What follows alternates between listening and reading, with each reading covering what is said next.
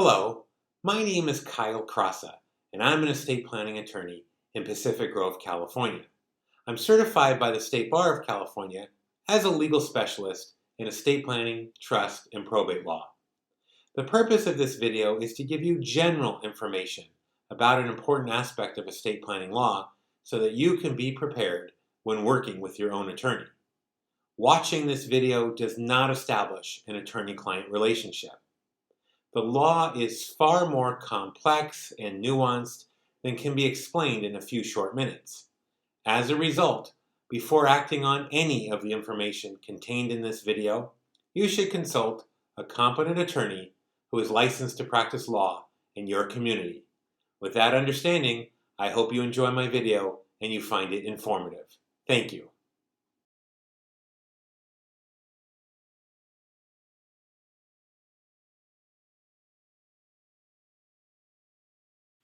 It's common knowledge that the FDIC, the Federal Deposit Insurance Corporation, covers certain deposits at certain financial institutions up to $250,000.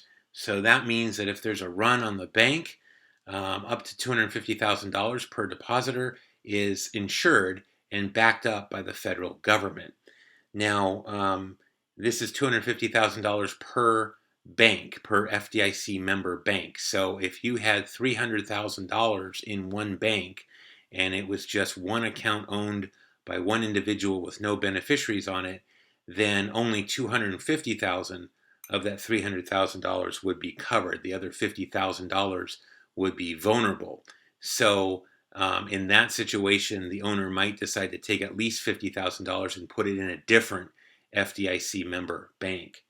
It's important to understand that the FDIC coverage only applies to certain deposits, checking accounts, savings accounts, money markets, CDs. It does not apply to stocks and bonds and other kinds of investments. And it's also important to make sure that the financial institution where you're holding your accounts is an FDIC member to make sure that it's covered there. The reality, though, is that if there are multiple owners and multiple beneficiaries, that $250,000 per depositor per bank can actually be greatly expanded. And there are different ways to do that. Jointly held accounts, payment on death accounts work, but also accounts held through a revocable living trust also can expand FDIC coverage depending on how the trust is structured. So we're going to focus today's video on how a revocable living trust can expand the FDIC insurance coverage. So let's say that there's a trust and the trust has two owners. Let's say they're two spouses, and those two spouses are the owners of the trust or the creators of the trust makers.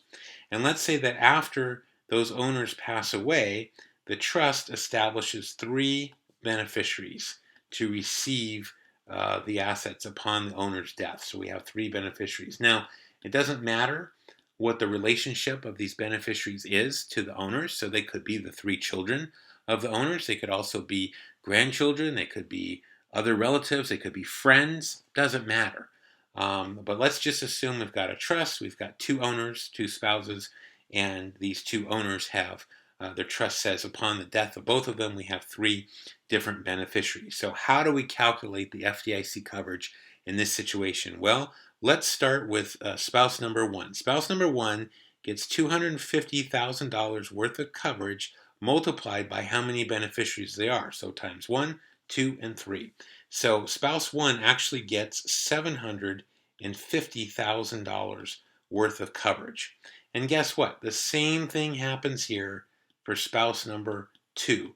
Also, $250,000 times 1, 2, and 3, $750,000 worth of coverage there. The total covered for this trust account is $1,500,000. So as you can see, just by holding title to the checking accounts, the savings accounts, the money market accounts, the CDs, whatever they are, the FDIC insured deposits, just by holding those deposits in a trust that's structured this way with two owners and three beneficiaries, instead of having $250,000 worth of coverage at each FDIC member bank, we have $1.5 million worth of coverage. So instead of these owners having to open up $250,000 accounts in 6 different banks, they can hold it all in one bank.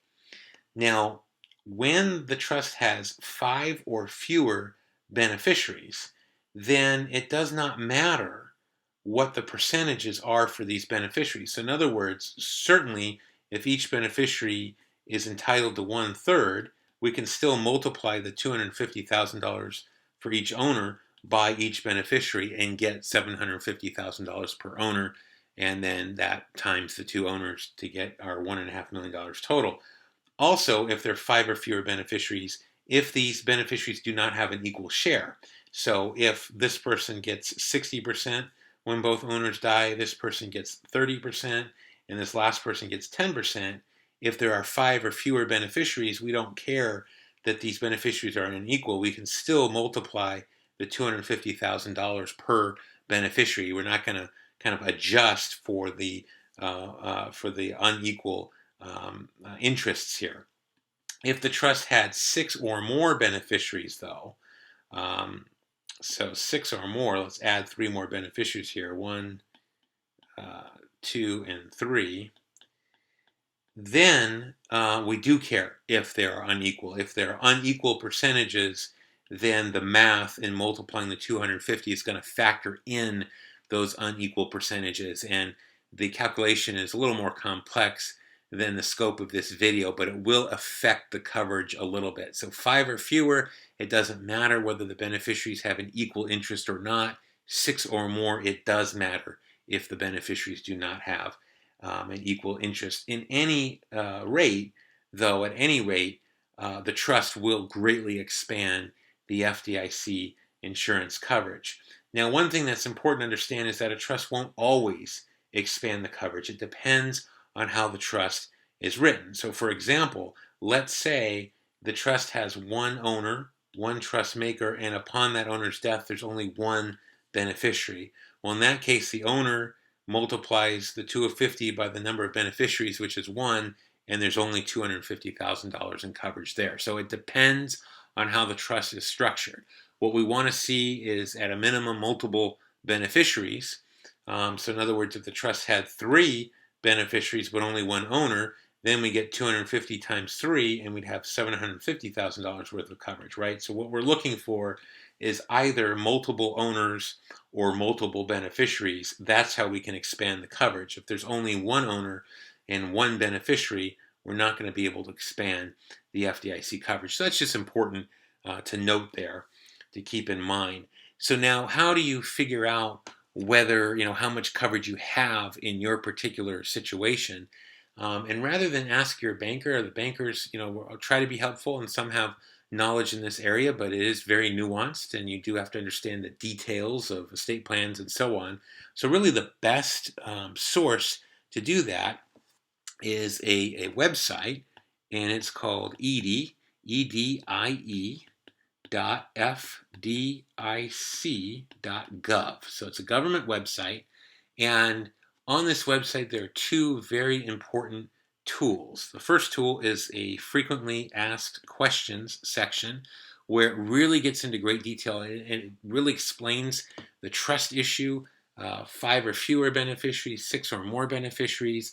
It even talks about if the trust provides a life estate and then a remainder interest to other beneficiaries, how that can actually increase coverage, where you can include the life estate beneficiary plus the remainder beneficiaries in that situation. But it also covers other things like payment on death accounts and joint accounts. Those are other ways to expand the FDIC coverage. The second tool that's available on this website is a tool called the EDIE, the Estimator. And EDIE stands for the Electronic Deposit Insurance Estimator. And it is an online calculator where you can input your information and describe how it's titled. Is it in a living trust, and who are the beneficiaries and who are the owners? Or is it a payment on death account, or is it a joint account? You put in all that information, and then you click a button, and it'll immediately tell you how much of the deposit is insured and how much is vulnerable. So that's a very valuable tool. So I hope this video gave you a good idea of how, particularly how a living trust can expand the FDIC insurance coverage. And if you go on the ED website and take a look at the frequently asked questions or play around with the ED, the estimator calculator, you can see how other types of ownerships and beneficiary designations can expand the FDIC coverage. I hope you enjoyed watching my video. As I mentioned at the beginning, this is not intended to be a substitute for proper legal counsel. Before acting on any of the information contained in this video, you should consult a competent attorney who is licensed to practice law in your community. Thank you.